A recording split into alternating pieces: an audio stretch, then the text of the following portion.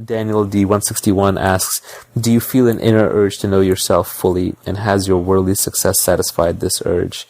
I would say, yeah, I absolutely do have an inner urge to know myself fully. And if anything, the worldly success has taken me further away from satisfying that urge.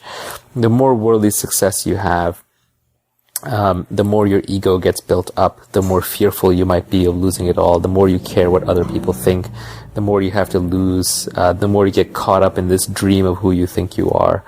And so I think worldly success actually hurts. If from a young age you know that you want to know yourself and discover yourself much better, if you have that foresight or insight at an early age, then material success will actually take you away from it.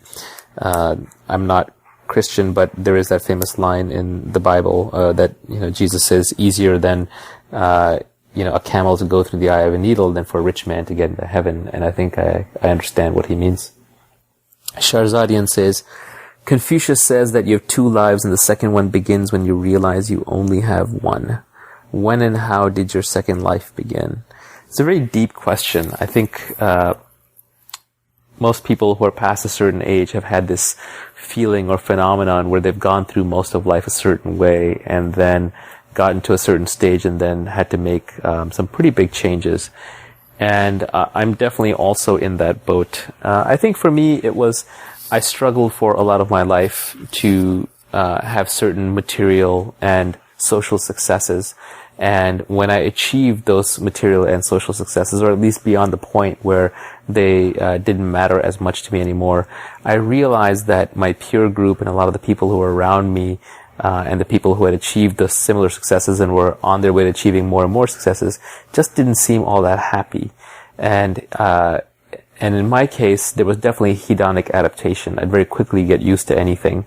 So led me to the conclusion, which seems trite, that happiness is internal. And so then that set me on a path of starting to work more on my internal self, and realizing that all real success is internal and has very little to do with external circumstances. But one has to do the external thing anyway. That's how you're biologically hardwired. So it's glib to say you can just turn it off. You have to do it. And you have to have your own life experience that then brings you back onto the internal path. So for me, it was just basically getting what I wanted was the problem. Turn it off.